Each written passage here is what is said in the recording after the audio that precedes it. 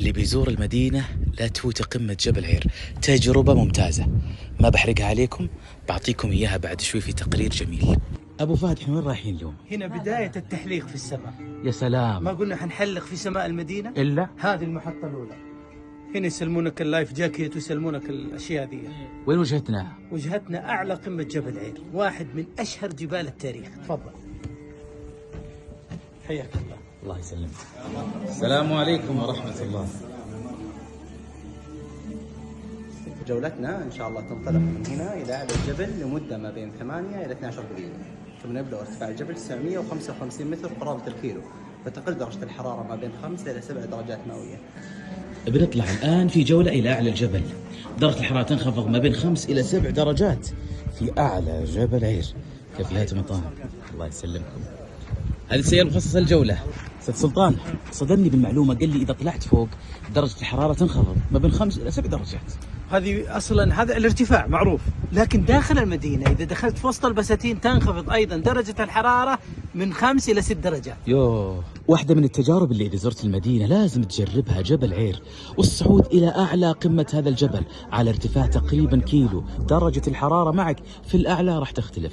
كيف الحال؟ جزاكم خير، كيف الصحة؟ الله يسلمكم، ما شاء الله تبارك الله. وصلنا يا أبو فهد القمة. حنا في القمة، قمة جبل عير. السلام عليكم ورحمة الله، كيف الحال؟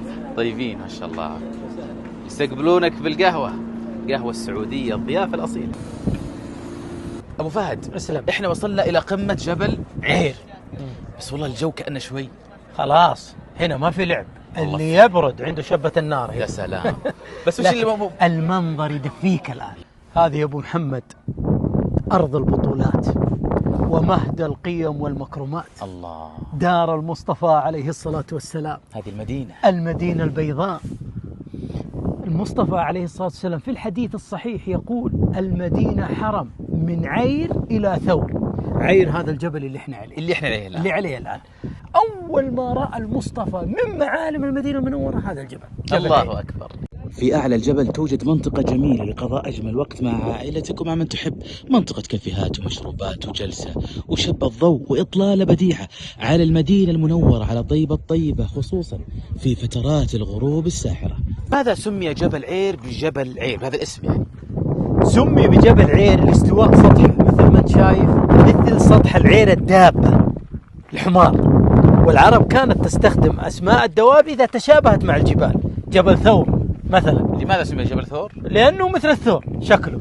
حتى ذكروها أبو طالب في لاميته الشهيرة، يقول: وثور ومن أرسى ثبير مكانه وراق لبر في حراء ونازل. حتى أنه في لاميته ذكر جبل عير اللي موجود في المدينة اللي نمشي عليه اليوم، اللي نمشي عليه الآن. ولك أن تتخيل أن الصعود في هذا الجبل على الأقدام ساعة و45 دقيقة لو لم يعبد بهذه الطريقة ويهيأ وفيه المشاريع الجميلة ذي. أيضا يذكر فيشكر أمانة المدينة وهيئة تطوير المدينة المنورة. بصراحة أمانة المدينة وهيئة تطوير المدينة عملوا شغل احترافي. هذه حلقة في سلسلة رائعة موجودة في المدينة.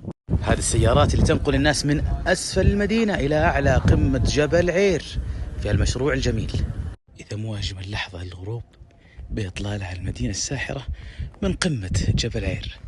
من أعلى قمة جبل عير هنا المشاعر والذكريات.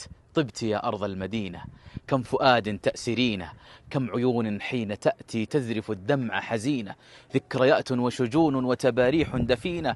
ها هنا عاش النبي، ها هنا تمشي السكينة، ضاءت الدنيا بشخص معلنا لله دينا، طيبة طيب وطابت زهرة الدنيا المدينة.